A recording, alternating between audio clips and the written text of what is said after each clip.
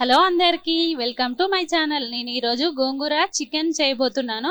గోంగూర chicken కు ఒక మంచి కడాయి పెట్టుకొని దాంట్లో ఆయిల్ వేసుకున్న తర్వాత ఆనియన్ పచ్చిమిర్చి వేసుకుంటున్నా.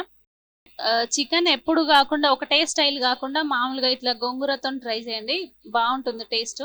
ఎందుకంటే మసాలాలు లేకుండా మామూలుగా ఈజీ ప్రాసెస్, చాలా ఈజీ.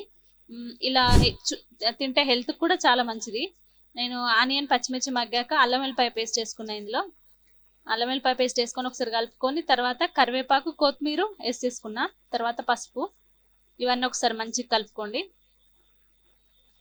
మెయిన్గా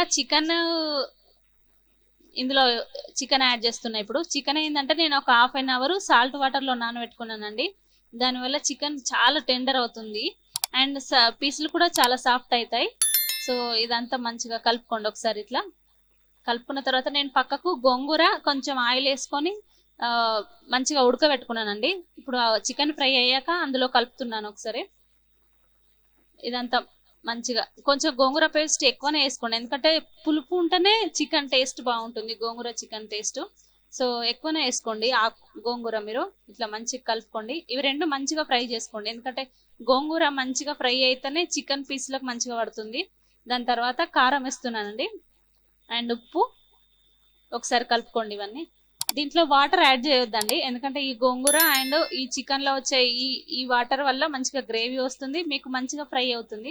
ఈ ఫ్రై టేస్ట్ బాగుంటుంది. మళ్ళీ వాటర్ వేయడం వల్ల అది టేస్ట్ వేరే అయిపోతుంది, మీకు అంత ఫ్లేవర్ మంచిగా అనిపించదు.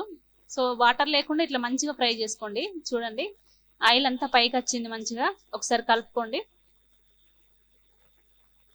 చూడండి ఎంత బాగా ఫ్రై అయిందో చికెన్. నేను ఇప్పుడు ధనియాల పౌడర్ వేస్తున్నానండి ఇందులో. అంతేనండి, మన టేస్టీ ఈజీ గోంగూర చికెన్ కర్రీ రెడీ అండి. మీకు కనుక ఈ వీడియో నచ్చినట్లయితే లైక్ చేయండి, షేర్ చేయండి, సబ్స్క్రైబ్ చేయండి. Thanks for watching.